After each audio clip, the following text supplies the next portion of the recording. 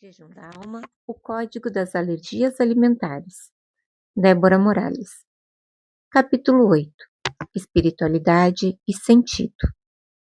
Jejum espiritual, descentramento do eu e reorganização do sentido. O jejum espiritual pode ser compreendido como um dispositivo de descentramento do eu, no qual a suspensão voluntária de estímulos básicos interrompe padrões habituais de autorreferência e reorganiza a forma como o sujeito atribui sentido à experiência.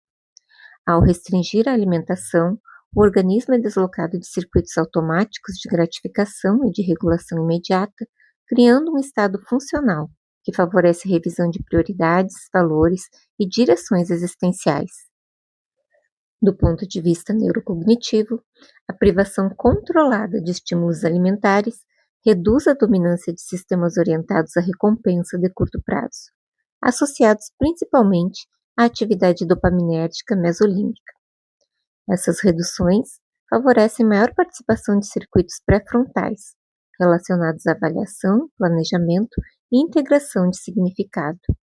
O resultado é a alteração metabólica associada à modulação do eixo entre impulso, intenção e ação.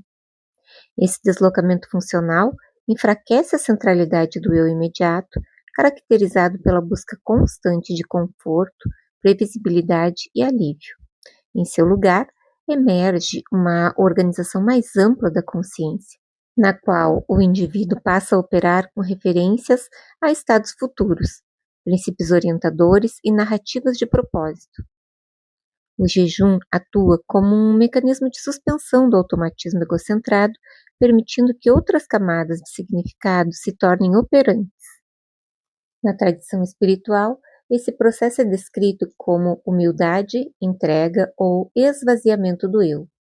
Em termos funcionais, trata-se de uma reorganização da hierarquia interna de valores, na qual a sobrevivência imediata cede espaço à coerência entre intenção, direção e sentido. A redução de estímulos externos cria condições para que o sujeito perceba com maior clareza os determinantes internos que orientam suas escolhas. Esse estado de descentramento torna-se principalmente ativo do processo de reorganização do sentido, ao sinalizar limites, necessidades reais e ritmos mais compatíveis com a estabilidade do sistema.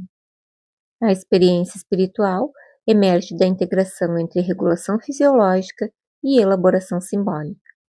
Assim, o jejum espiritual pode ser definido como uma prática de reorganização do eixo eu-sentido. Ao interromper padrões repetidos de satisfação e consumo, cria-se um intervalo funcional, no qual o indivíduo revisa a forma como se posiciona diante da vida, do sofrimento e da responsabilidade. O resultado esperado é maior clareza direcional, economia adaptativa e alinhamento entre ação, valor e propósito. Espiritualidade como orientação da vida prática. Com a redução da centralidade do eu, a relação com o divino assume essa função organizadora da ação. Ela passa a operar como referencial estável para a tomada de decisões e para o posicionamento do indivíduo no mundo, integrando-se à vida prática de forma contínua. A espiritualidade participa da organização de hábitos, das escolhas e da manutenção de vínculos e responsabilidades. Essa conduta passa a responder prioritariamente às condições concretas da realidade, com menor dependência de validação identitária ou reconhecimento externo. No jejum espiritual, contribui para esse arranjo ao limitar a interferência de registros emocionais identitários na interpretação da experiência. A espiritualidade passa a integrar a organização funcional da vida cotidiana. Ao longo do tempo, esse processo promove modificações estruturais. Padrões previamente dominantes perdem relevância organizadora, crenças rígidas deixam de dirigir o comportamento e respostas automáticas são substituídas por ações deliberadas. Essa mudança ocorre à medida que elementos já não contribuem para a coerência interna e deixam de estruturar a experiência. O efeito resultante é o aumento da disponibilidade interna e da liberdade funcional, permitindo a manutenção da presença e da continuidade da ação mesmo na ausência de recompensa imediata, clareza completa ou segurança emocional. A ação torna-se mais precisa por depender menos de validação subjetiva. Nesse estado, a relação com o divino funciona como uma referência contínua para a orientação da vida. A espiritualidade integra a forma de viver como princípio organizador da experiência. O jejum espiritual encerra, assim, o percurso desenvolvido nos capítulos anteriores ao redefinir o lugar do sujeito na própria existência e favorecer uma presença mais consciente, estável e orientada pelo sentido que organiza a vida.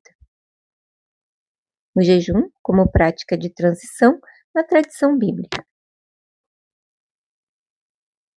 Antes de ser descrito por modelos biológicos contemporâneos, o jejum já era empregado nas tradições bíblicas em contextos de transição e decisões de alto impacto. Nesses textos, a prática parece vinculada à restrição deliberada de estímulos, como estratégia para reorganizar estados internos e preparar o indivíduo para a ação. No Novo Testamento, o período de 40 dias de jejum, atribuído a Jesus, precede o início da sua atuação pública. A sequência narrativa é funcional, contenção fisiológica seguida de ação sustentada. A abstinência aparece como condição preparatória para escolhas que exigiriam estabilidade interna e capacidade de manter direção ao longo do tempo. No Antigo Testamento, Esther convocava um jejum coletivo antes de interceder politicamente pelo seu povo. A prática antecede uma decisão de alto risco, funcionando como um mecanismo de concentração, contenção do impulso e alinhamento interno diante de um cenário que exigia precisão, coragem e responsabilidade, organizando o estado interno antes da exposição externa. A experiência de Ana ao jejuar em meio à angústia pela infertilidade apresenta outra dimensão da prática, o jejum como contenção de desespero e reorganização do vínculo entre sofrimento, expectativa e entrega. Tentativa de controle do desfecho, mas suspensão do ruído emocional para permitir uma resposta que não seja reativa. De forma mais ampla, o jejum aparece repetidamente em contextos de arrependimento, consagração e preparação para eventos decisivos. Em todos esses casos, a abstinência alimentar funciona como linguagem corporal de transição. O corpo é colocado em estado de contenção para que decisões não sejam tomadas sob excesso de estímulo, medo ou impulsividade. Esse padrão histórico é relevante porque revela uma compreensão antiga e consistente. O corpo participa ativamente dos processos de escolha, discernimento e direção da vida. A retirada temporária de estímulos visa a reorganização da relação com a matéria. O jejum, portanto, aparece como um instrumento para restaurar a hierarquia interna entre impulso, intenção e ação. Sob essa leitura, o jejum se apresenta como uma prática de reorganização prévia, utilizada quando o custo do erro é alto e quando decisões precisam emergir de um estado interno mais estável e coerente. Essa função antecede e, em muitos casos, fundamenta aquilo que hoje a ciência descreve como modulação metabólica, inflamatória, neuroendócrina e comportamental. É a partir desse entendimento que o jejum pode ser examinado nos capítulos seguintes como um mecanismo integrativo, capaz de atuar sobre padrões biológicos, epigenéticos e comportamentais já estabelecidos. O corpo rejeita o denso para preservar coerência interna. Após um período prolongado de estresse intenso, privações emocionais e físicas e perdas sucessivas, o organismo atingiu um limite adaptativo. O que antes era tolerável passou a ser rejeitado. Alimentar-se fora de casa tornou-se inviável. Produtos industrializados, preparações convencionais e até alimentos previamente seguros, dentro de uma dieta já restritiva e isenta de glúten, caseína, aditivos artificiais, frituras, álcool e determinados vegetais, passaram a desencadear respostas inflamatórias imediatas. Com o agravamento do estado fisiológico, a intolerância avançou inclusive sobre alimentos in natura. Frutas, legumes, verduras, grãos e oleaginosas tornaram-se difíceis de processar. O corpo sinalizava exaustão regulatória. Para alguém cuja trajetória profissional sempre esteve associada à estética, à saúde e à imagem corporal, a manifestação cutânea desse colapso representou um confronto direto entre aparência e coerência interna. Esse processo revelou um deslocamento inevitável. Não se tratava mais de ampliar repertórios nutricionais, mas de reconhecer limites. O organismo exigia reorganização. Nesse ponto que compreendi que a rejeição alimentar operava como um mecanismo de proteção. O corpo impunha contenção para preservar a integridade fisiológica e a estabilidade interna. A experiência tornou evidente que intolerâncias adquiridas expressam mais do que disfunções isoladas, indicando que, em certos contextos, a incapacidade do sistema de sustentar estímulos densos, alimentares, emocionais ou ambientais, sem comprometer sua coerência funcional. A inflamação, a disfunção intestinal e a sobrecarga neuroendócrina atuavam como marcadores de desalinhamento entre modo de vida, estado interno e direção existencial. Esse período impôs uma revisão sobre hábitos, ritmos e escolhas. A necessidade de criar formas de nutrição, preparo e rotina foi mais do que adaptação dietética, mas reorganização de vida. Cada restrição funcionou como critério seletivo, integrando autocuidado físico, disciplina emocional e consciência de propósito. Compreendi, então, que a densidade excessiva, seja alimentar, emocional ou simbólica, gera ruído em sistemas que já operam no limite. Quando insistimos naquilo que não ressoa, o corpo responde, a pele inflama, o intestino perde tolerância e a mente se congestiona.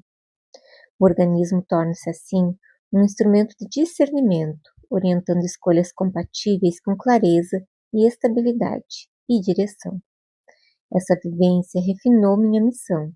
A estética deixou de ser finalidade e passou a ser consequência. O cuidado com o corpo revelou-se inseparável da disciplina interna e da integração espiritual.